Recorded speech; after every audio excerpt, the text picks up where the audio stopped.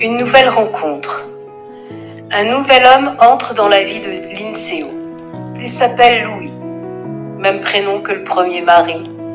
Même date de naissance, même nombre de lettres, même consonne doublée. Linceo repère immédiatement le signe. Pourquoi ça se répète? Qu'est-ce que ça veut dire? Elle ne se pose pas encore toutes les questions. Elle fuit surtout sa mère.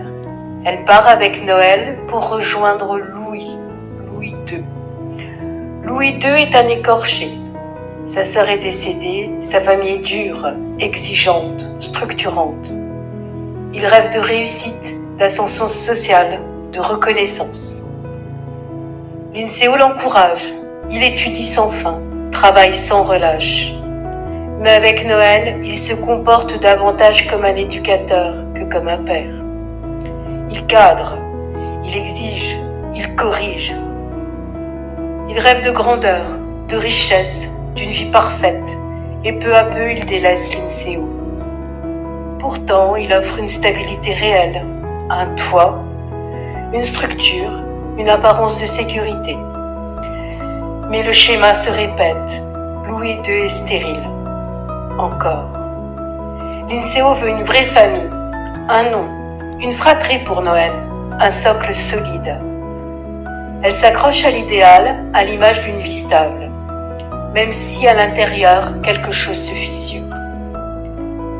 Cet épisode met en évidence la compulsion de répétition. Linceo ne choisit pas ses hommes par hasard. Les similitudes ne sont pas des coïncidences. Elles traduisent une tentative inconsciente de réparer une histoire ancienne. Louis II incarne une autre facette de la figure paternelle, non pas violente, mais distante, exigeante, absorbée par la réussite. La stabilité qu'il offre est matérielle et sociale, mais émotionnellement insuffisante. La stérilité récurrente renforce chez Linceo une croyance profonde. La famille idéale est toujours entravée, et la maternité devient le seul lieu où elle peut encore agir.